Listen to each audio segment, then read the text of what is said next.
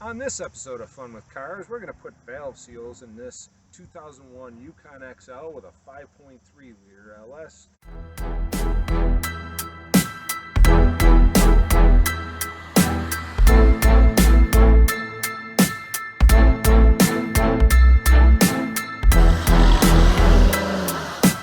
Putting valve seals in this 2001 GMC Yukon because it smokes at idle, and there's updated umbrella seals for it.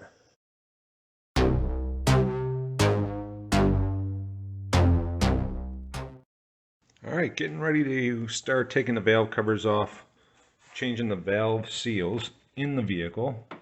Changed plenty of valve seals in my day, but never did one on an LS style engine in the vehicle. Doesn't look all that super complicated, but you know, there's always room for issues. So we're going to take all the ignition coils off, you know, try to keep the ignition wires intact. Pull the spark plugs out. We're going to do the rope trick. I got the on the car valve spring compressor, so we'll just run it one at a time all the way down.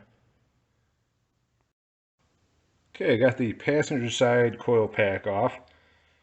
It required a 10 millimeter nut. Take the 10 millimeter nut off the stanchion for the support for the heater hoses. Once you got that off, there's 4 of these bolts here, 10 millimeter. Take those 4 bolts off. One connector right here. You pull that pin out, and there was this bracket right here has 2 clips for the engine wiring harness. You gotta undo these so you can get the engine wiring harness set beside. Took those bolts out. Took the 15 millimeter bolt holding the dipstick tube to get the rest of it out, and I'll show you what it looks like in the car. This is on a 2001 Yukon. So we got that bracket off. Took the 8 millimeter bolts that hold the valve cover on out. So this is the metal bracket for the heater hoses. And this should lift out of here now. I'll get it out and then show you what it looks like. The other valve cover is off. I do have a 15/16 socket hooked to the alternator. I got all the plugs out. I'm using the drive belt to show. Got the intake valve just closing now on number 1 cylinder. And then, so the intake valve's closed right about there. So now I know I'm on compression stroke for cylinder number 1. So now we'll feed some rope in here. I got to get some rope ready.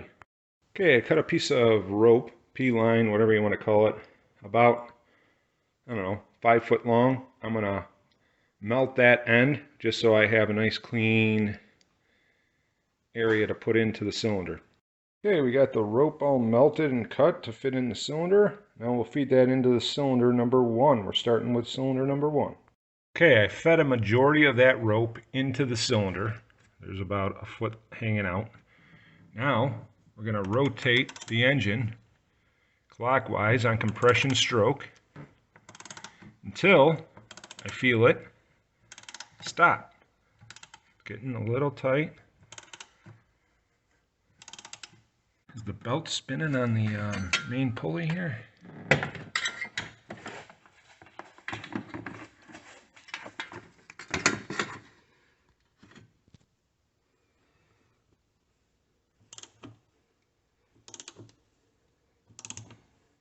Okay, belt is spinning on the main pulley, so we know it's up all the way.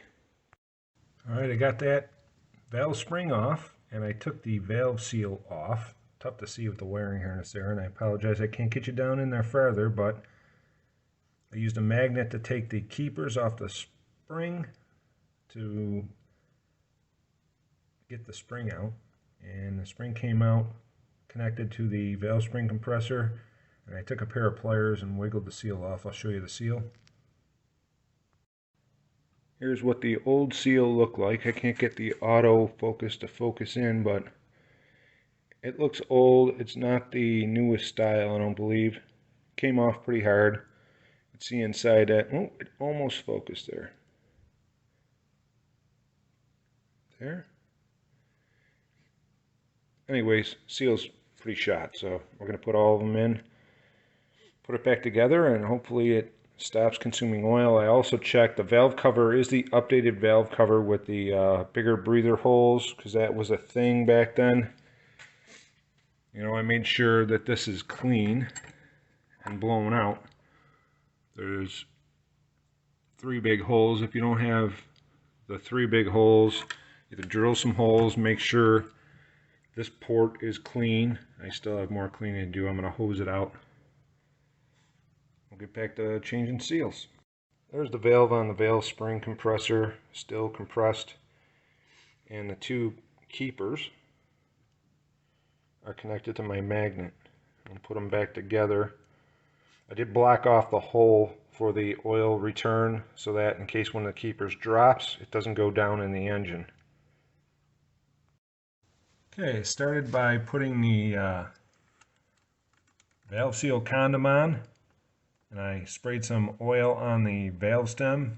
I slid that over, oiled up the new valve seal, and then slid that over. Now I'll pull the valve stem condom off. That prevents the seal from getting ripped. So the new seal is on, and we'll slide the valve spring back on and put the keepers back in. Trying to install it on the very first valve, so I called up local AutoZone. They had these VL760. It was for my application. I need one of these. I don't know if they charged me properly, if it was $2 for one or $2 for this bag, but we used what we need and I'll take the rest back. This further illustrates how difficult it is to kind of get in here, but I got the 2 valves for the #1 cylinder done, and I took my brass hammer once I had it in, and I just kind of tap on the valves just to make sure that the keepers are set. Anyways, I'm not going to demonstrate that. I'm only filming one hand. Now, rotate the engine back just a hair, and then I can pull the rope out, hopefully. Rope's out of the cylinder. Now we go to number 6, because it should be at top dead center also.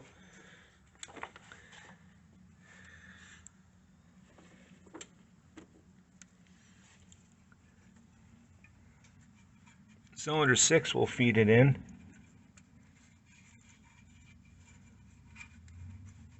Okay, I'm about halfway through, exactly halfway through. I changed the valve seals in cylinder number 1 and number 8.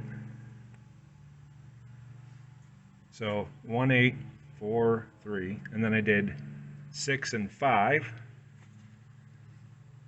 So I want to tell you some of the tricks I've been using. For the valve keeper, I put grease on the valve keeper on the inside and on this screwdriver, and then when I have the spring compressed, I put the valve keeper in one at a time. I gotta tell you, the valve spring compressor I'm using, that on the car valve spring compressor, I'm not really all that impressed with. It's tough to get around it. I've got a few hours into this job already. I'm sure some of you GM dealership guys are probably laughing at me because you guys have probably everything worked out for this, but we're getting through it. About halfway. We'll keep going. I'm still waiting on, like I said, one of the valve seals was no good. Still waiting on that. I'm waiting on spark plugs. Spark plugs were, gap between 80 and 90 thousandths. This engine has 362,000 miles. Obviously it's had plugs before at least once, but I want to say it's probably been a while, probably 10 years for those plugs to be changed last time. Anyways, we're going to put new plugs in it, and I'm going to continue on. So I got the driver's side all back together. Valve covers torqued. It was 106 inch-pounds. The rocker arms are torqued at 22 foot-pounds. I changed all the spark plugs with new Iridium spark plugs. I'm putting the last valve together on the passenger side. I bought this valve compressor tool, spring compressor tool. I don't know. So the back, if you can see back there, you can see where the tool was digging into the insulation. Those back valves, especially cylinders 7 and 8, very hard to get to with that style. They make a different style, one that bolts onto the shaft here that compresses the valve. That may be a better option for you if you're doing this at home. I'm going to get this back together. I'm going to start it up and see how it goes. Putting in some high vehicle Iridium spark plugs. If you look at the tip of this, it looks very similar. That focuses pretty good. Sorry for the shakiness. There we go. Put some anti-seize on the threads. Get that threaded in and torqued down, and we'll try them out. Here's the plugs I'm replacing. This has got 362,000 miles on it, and the tips of these are pretty worn out, as you can see.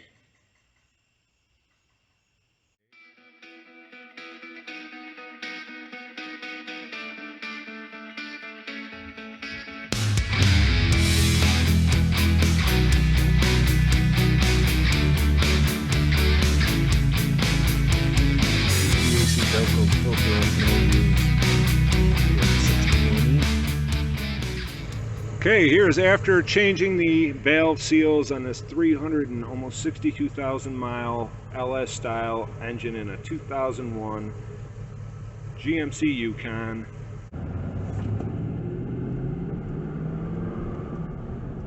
No more smoke out the tailpipe. Okay, let's give it a shot. Oh yeah. Plenty of power, no check engine light with the new spark plugs. I'd say these high vehicles are a good value for the money. Way more low-end power. Can't beat the price of these spark plugs. You can definitely tell it's got more power than it did before with those worn spark plugs. Thanks for watching. Please like and subscribe.